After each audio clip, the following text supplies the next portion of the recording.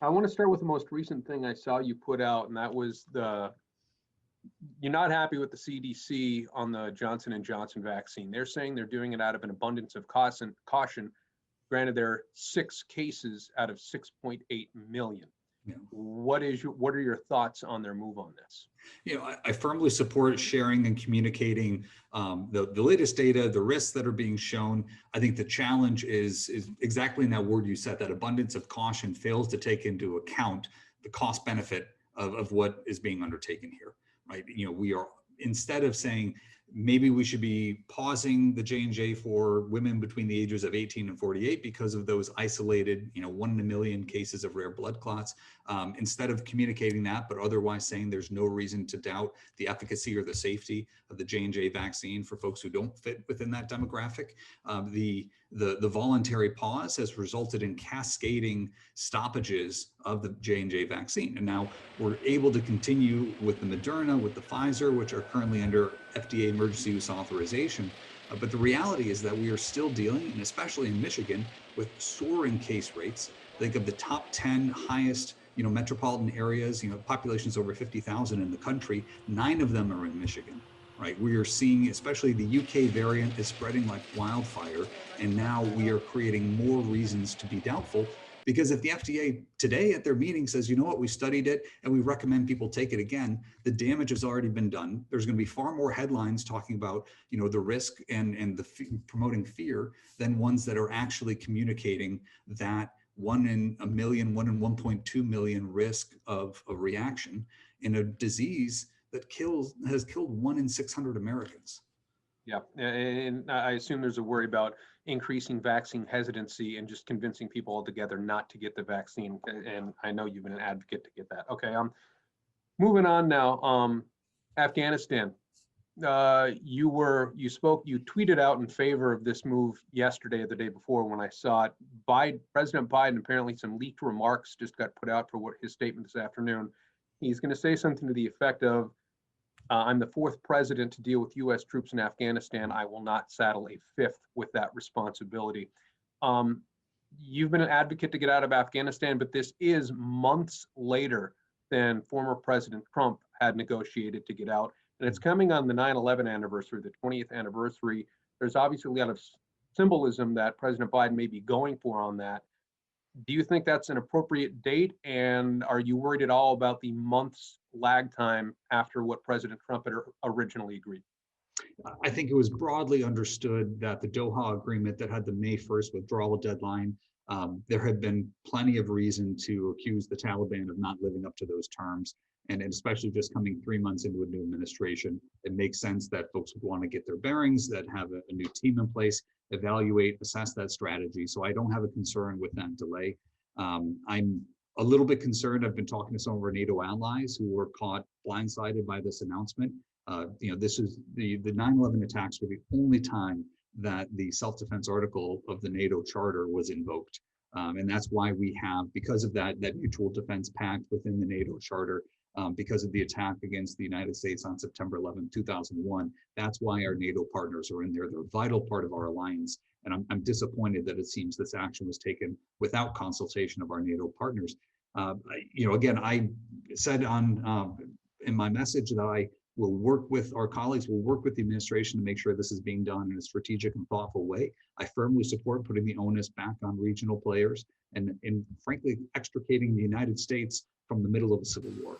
And this is not going to be ideal.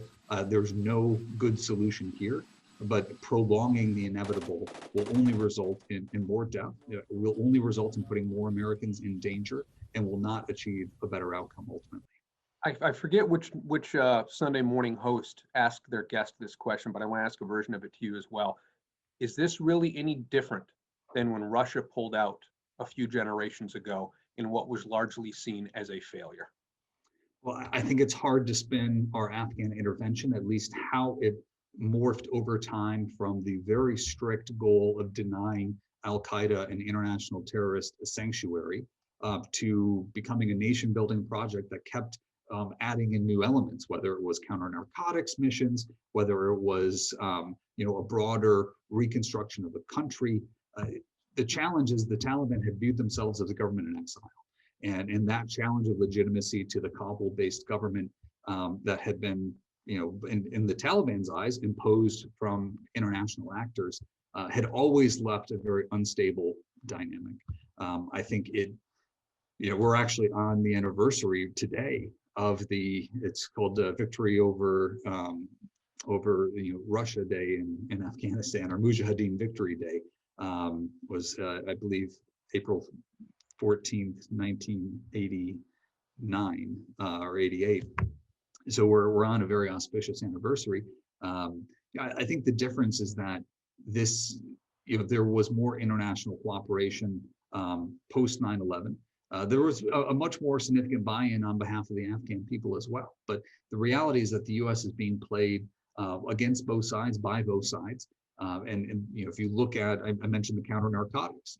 One day we'd be burning down a field of poppies that are being used for heroin production. The next day we'd be going back, giving them money to enlist that poppy grower in the fight against the Taliban. And so, it's very blurred lines. I think we definitely operate with a sense of respect for civilian consequences and human rights that the Soviets never had, and we're intentionally targeting civilians.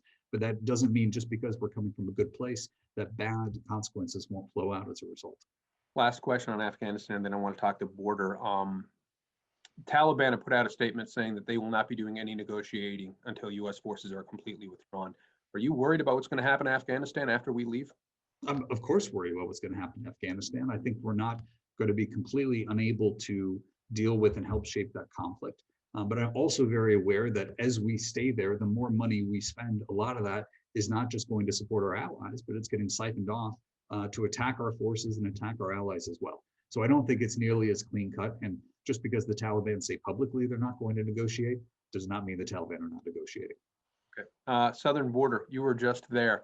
You were obviously not in Congress when there were waves of lawmakers, primarily Democratic lawmakers, going there during the Trump administration, and we're hearing a lot of Republican lawmakers saying what Democratic lawmakers are saying, and then Democratic lawmakers, for the most part, we've got a few exceptions like AOC, they're not raising their arms and their voices like they did when President Trump was there.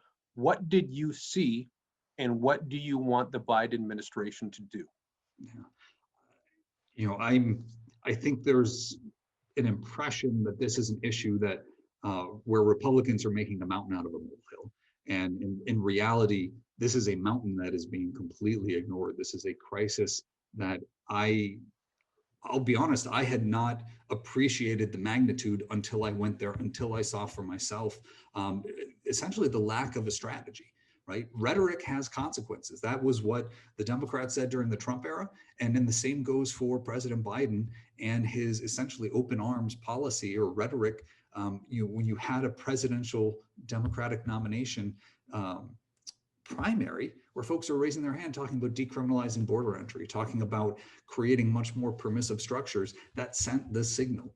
And right now we had a large surge in 2019. 2021 so far is dramatically outstripping those numbers.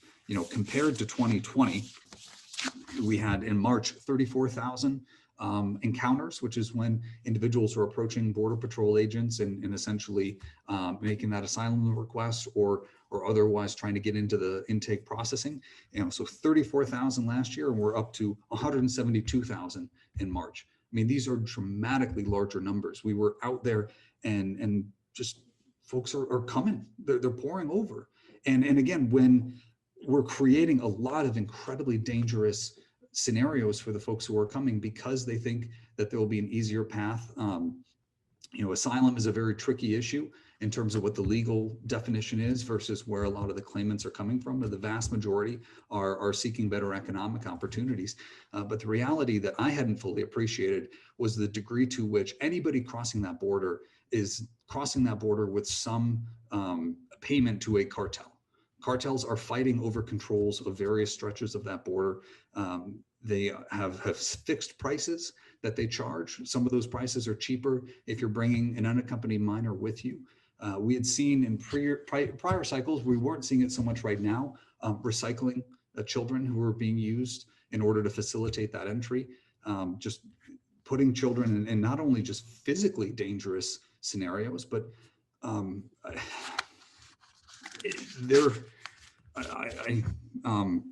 there were just some very awful things that have been occurring, and you know, the Trump administration was criticized a lot for what was called the family separation policy. Family separation is still occurring, just now it's occurring in Mexico with unaccompanied minors being sent forward from that family unit that's making that split because they feel that's the best way to gain that foothold. Yeah, and it's not the U.S. government doing that now, though. I mean, the difference is the U.S. government. It's still happening, Nick. It is. It's true. But we can try to wash our hands from it and claim, well, you know, we're not, you know, actively doing this, but it's the same scenarios. And what I really tremendously fear is once the Rio Grande River starts to flow more highly, once we have temperatures soaring during the daytime in those areas, people are going to die. Given everything that you said, and obviously rhetoric has been a problem. We've seen migrants who say they came here because of what President Biden said. Aside from changing rhetoric, what action, specific action, do you want them to start doing? Because they are sending back, I think, to the tune of about 70% of anyone who crosses the border, unless they are an unaccompanied minor. And that's been more complicated by both the default or the expiration of a lot of the asylum cases where, in order to be adjudicated, that was being done in a third-party country. You know, if you were coming from Honduras, maybe it was Guatemala, where you would be, you know, removed from the immediate danger of the situation, but that asylum claim would be processed. The Title 42 way in which a lot of the adults who are coming over are being sent back has become incredibly problematic on a state-by-state basis within Mexico. You know, I'll be honest, there is no clear solution here. The biggest problem, though, is that the permissive rhetoric is encouraging individuals to engage in dangerous activities in order to get here. It is supporting the cartels financially. We've seen a little bit of a decrease in violence, mostly because the trafficking component is so lucrative to these cartels. If you're coming from Central America, you know, it's $3,000 to $5,000. If you're coming from further south, it could be upwards of $10,000 that the cartels are charging. It's become more profitable than narcotics trafficking on a lot of these routes. So we are just encouraging further violence, further destabilization of Northern Triangle countries and Central America more broadly. And we need to make sure that we are encouraging and fixing the legal routes to claim asylum, rather than having this catch-all policy that is encouraging individuals who want to seek a better life to put themselves and their families in severe danger in order to come across. And that is simply unacceptable. Congressman Peter Meijer coming up from Washington, D.C. Appreciate it, sir. Thank you, Nick. Have a good day.